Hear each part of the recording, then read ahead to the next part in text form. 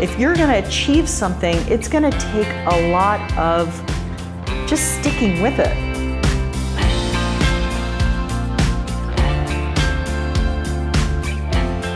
We are creating soft, multi-layered forms that interact with environments and create a space in cities that open up our imagination and allow us to think about a different way of being. For graduation, I got a plane ticket to Bali, and I went off on my own and started walking through the rice fields until I found a little house to rent, and I began drawing and painting because I knew that I needed to practice. I went as a painter, I shipped all my paints, and they got lost. And that is how I became a sculptor, because I had no paint. I was in a fishing village, they had fishing twine. That led me to experiment making sculpture with fishermen and began just experimenting. And from there, I had this dream of bringing it back home. I've been researching fiber, and I found fibers that are 15 times stronger than steel. If you look at my sculpture, they're actually made of many different kinds of fiber to serve different functions. And this I learned from nature. If you look at a spider weaving its web, it creates a different silk for the different parts of the web. The approach of selecting materials scientifically to solve their function is the way that I think about my work. It's what enables the work to have this very light quality. And what I like about it as well is that it looks delicate, but it's incredibly strong. And that is a combination that I think is an important metaphor for my work. To bring it to this scale meant I had to engage in science. I needed computer science because to make these works at the scale of architecture, we needed to have analytical models in the computer that we could share with a team of engineers, with the owners of the building, with city permit officials. I didn't have all the skills in engineering and computer science. I have no background in STEM.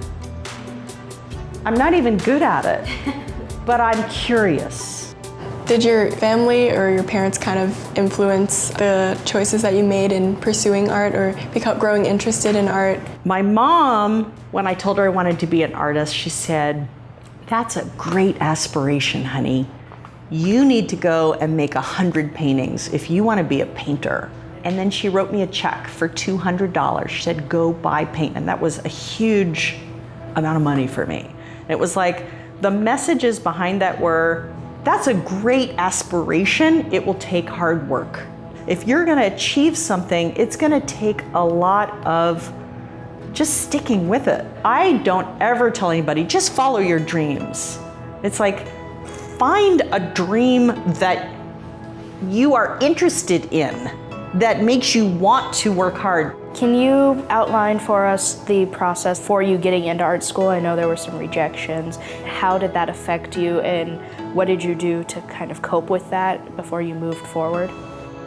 Well, I never studied sculpture. When I got out of college and decided I wanted to be an artist, I thought, well, okay, the way you become something is you go to school. I applied to 7 art schools and I was rejected by all 7.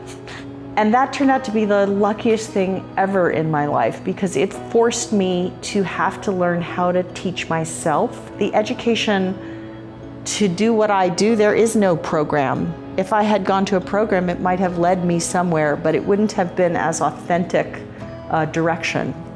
Any kind of life where you're trying to do something new and creative, you're gonna hit rejections all the time. My mom had a saying for that too. She's like, just toughen up. Let it come at me. Just because you're rejecting me from every single art school I've applied to, that doesn't mean you get to say that I'm not an artist. The thing I had to teach myself after college was how to hear my own voice.